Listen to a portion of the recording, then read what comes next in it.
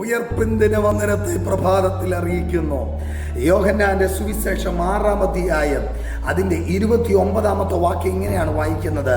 യേശു അവരോട്, ദൈവത്തിന് പ്രസാദമുള്ള പ്രവൃത്തി അവൻ അയച്ചവനിൽ നിങ്ങൾ വിശ്വസിക്കുന്നതത്രേ.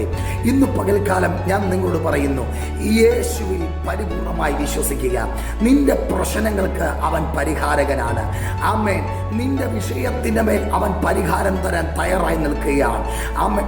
ആരും നിന്റെ വിഷയത്തിൻ്റെ അകത്ത് പരിഹാരം തരാൻ ആരുമില്ലാതിരിക്കുമ്പോൾ, ആരും ആ വിഷയത്തിൽ നിന്ന് ആരെൻ്റെ വിഷയത്തിന് പരിഹാരം വരുത്തും, ആരെൻ്റെ വിഷയത്തിൽ നിന്ന് സംസാരിക്കുമെന്ന് പറഞ്ഞ് പലരെയും നീ ആശ്രയിച്ചെങ്കിൽ ഇന്ന് പകൽ യേശു പറയുക, അവങ്കൽ വിശ്വസിക്കുന്നവന്, ആമേൻ, അവങ്കൽ നിന്ന് വിശ്വസിക്കുന്നവൻ അത്ഭുതങ്ങളെ കാണും.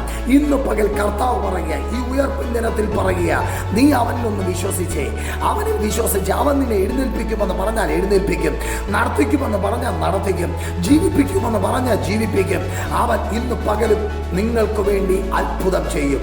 അവനിൽ വിശ്വസിക്കുക, അവനിൽ നോട്ടമിടുക, അവനെ മാത്രം ദർശിക്കുക, അവനായി കാത്തിരിക്കുക, അവനായി പ്രത്യാശിക്കുക.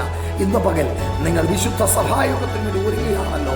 ആരാധനയ്ക്ക് പോകുന്നതിന് മുമ്പ് ഞാൻ നിങ്ങളോട് പറയുന്നു, അവനിൽ വിശ്വസിച്ചിട്ട് നിങ്ങൾ പോകുക. നിങ്ങൾ ചെല്ലുന്ന ആലയത്തിൽ ചെല്ലുമ്പോൾ നിങ്ങൾക്ക് വേണ്ടി ഒരു മറുപടിയുമായി, ഒരു വിടുതലുമായി കർത്താവോടെ നിങ്ങൾക്ക് വേണ്ടി കാത്തിരിക്കും. നിങ്ങളെങ്ങും പോകുന്നില്ലെങ്കിൽ, ആമേ, കോട്ടയം കറുകച്ചാൽ പരിസരത്തുള്ളവരാണെങ്കിൽ നിങ്ങൾക്ക് ഞങ്ങളോടൊപ്പം ദൈവത്തെ ആരാധിക്കാം. കർത്താവ് നിങ്ങളെ അനുഗ്രഹിക്കട്ടെ. രാവിലെ 8 മണി മുതൽ 10 വരെയുള്ള സമയങ്ങൾ ആരാധനയ്ക്കുള്ള സമയമാണ്. വേഗം ഒരുങ്ങാം, വിശ്വാസത്തോടെ വരിക.